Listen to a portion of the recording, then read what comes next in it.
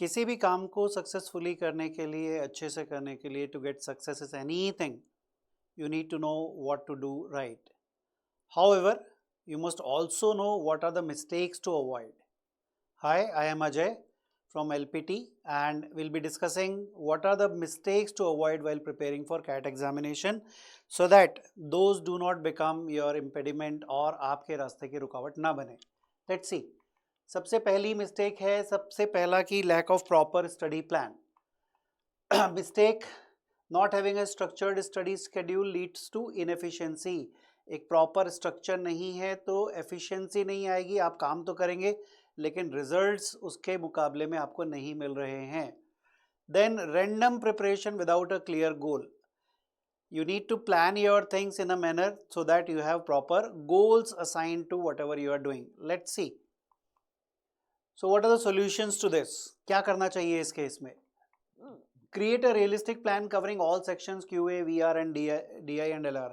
Make sure that you have framed everything month wise, week wise and so on. पहले month wise plan कीजिए और उसके बाद फिर उसको week wise convert कर लीजिए. Allocate specific time block for each topic based on difficulty level. See, your planning should include कि आपको कौन सा section difficult लगता है. Accordingly, you devote more time to that particular thing. Most often what we tend to do, जो हमें easy लगते हैं हम सिर्फ उनकी प्रैक्टिस करते रहते हैं, ज़्यादा टाइम वहीं पर लगाते हैं and that doesn't give the desired result. So what is the next thing that stops you is ignoring weak areas. As I told you, हमारे स्ट्रेंथ एरिया है, मैथ में आंसर आते रहते हैं. So what we do is we keep on practising only math. However English करने में, VARC करने में अगर डिफिकल्टी होती है तो we tend to skip it और we tend to delay it कि ठीक है इसको बाद में करेंगे. Mistakes focusing on a strong area can hurt overall performance. Avoiding difficult topics due to discomfort. As I told you, make sure कि आप जो डिफिकल्ट साइड की चीज़ है आप उसको पहले कर रहे हैं. इन द डे अगर आप कुछ भी प्लान कर रहे हैं कि ठीक है आज मुझे 3 आवर 4 आवर 5 आवर स्टडी को देना है, मेक श्योर कि आप पहला जो टाइम दे रहे हैं वो दे रहे हैं उस एरिया को जो आपके लिए डिफिकल्ट है. Once you have done that you can always move forward to the next part. Then so solutions, as I told you, identify weak areas and allocate extra time. Use 80-20 rule. Spend 80% of your time on your weak areas in the beginning. ध्यान रखिए, beginning में आपको आपका ज़्यादा time आपके weak areas के ऊपर देना है ताकि आप उसको एट पार ला सकें और compete कर सकें. So your weak areas could be language, could be math, whatever it is. Make sure कि आप अपने weak areas के ऊपर ज़्यादा टाइम दे रहे हैं.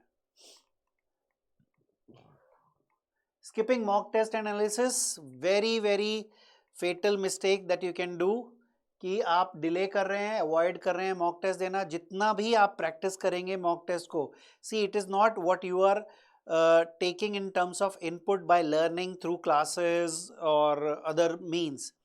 मेक श्योर कि आप उतनी ही प्रैक्टिस कर रहे हैं for your mock tests. Mock test is one of the methods of your preparation. Rather, I would call it as 1/3 of your preparation goes through mock test. और अगर आप mock test शुरुआत में नहीं ले रहे हैं thinking कि आपको अपना पहले पूरा कोर्स कंप्लीट करना होगा, there is nothing like course here. There is nothing like syllabus here. Make sure कि आप प्रॉपरली मॉक टेस्ट को जैसे जैसे होते जा रहे हैं, जैसे जैसे आपके प्लान में है, जहाँ पर भी आप कोचिंग ले रहे हैं, कुछ भी कर रहे हैं, accordingly you keep on working on your mock test. Mock test के अलावा sectional test, topic wise test, keep on testing. Testing is one of the method of your preparation. As I told you, 1/3 of your effort should go into taking test and analysing them, right? Otherwise you will be missing on the thing. Regularly take mock tests, analyze mistakes for improvement and take performance metrics to measure progress over time. Check कीजिए कि किस तरह के questions में आप गलती कर रहे हैं, कहाँ पर improvement का आपको scope है, and that you will come to know only by taking tests. Mock tests complete test हो सकते हैं, sectional हो सकते हैं, topic wise हो सकते हैं. देन इग्नोरिंग VARC सेक्शन, ये काफ़ी बड़ी मिस्टेक है. बहुत से स्टूडेंट्स जो हैं इस पर्टिकुलर सेक्शन को इग्नोर करते हैं. One reason is that they find it difficult है तो अभी नहीं करेंगे, बाद में करेंगे. And the other thing is that you do not look at की प्रोग्रेस इसमें किस तरीके से मॉनिटर की जानी चाहिए. VARC का एक बहुत अच्छा प्रोग्राम हम लोग LPT में रन करते हैं, so make sure that you follow that programme कि किस तरीके से VARC के सेक्शन को आप अच्छे से टैकल कर रहे हैं, राइट। रीडिंग प्रैक्टिस कम है, वोकैबुलरी बिल्डिंग के ऊपर एफर्ट कम है, तो ये बहुत बड़ी मिस्टेक है। Read diverse material and practice comprehension regularly.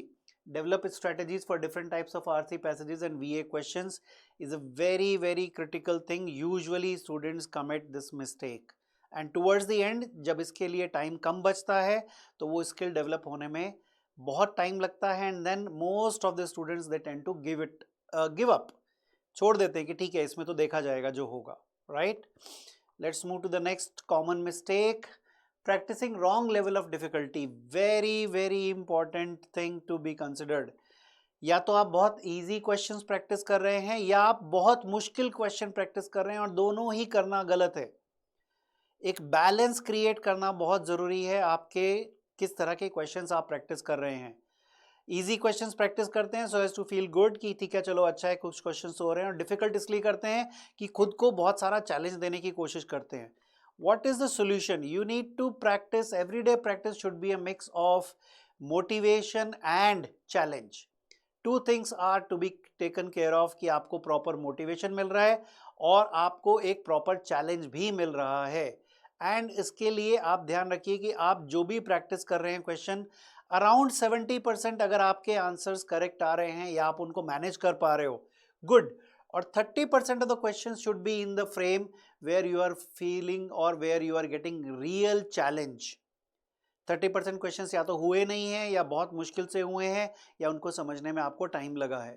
So make sure that your practice is in such a manner कि 70%, रफली 70% you are able to get it not easily but properly, जिसमें ज़्यादा चैलेंज नहीं है। और 30%, क्यों 70% ईजी चाहिए? ताकि आपका स्किल डेवलप हो सके। Repetition of easy questions will help you to, easy means doable, manageable. It's not easy in the sense कि जिसके लिए कोई एफर्ट नहीं हो रहा है, एफर्ट हो रहा है ताकि आपका स्किल डेवलप हो रहा है, और चैलेंज आपको पुश करेगा, मोटिवेट करेगा फर्दर कि आपको बेटर लर्निंग सीखते रहें। Then the last point to be covered is ignoring material, mental and physical well-being. Very important. I cannot state it कि ये लास्ट है लेकिन लीस्ट नहीं है। मेंटल वेलबींग और फिजिकल वेलबींग पे अपना अच्छे से ध्यान दीजिए।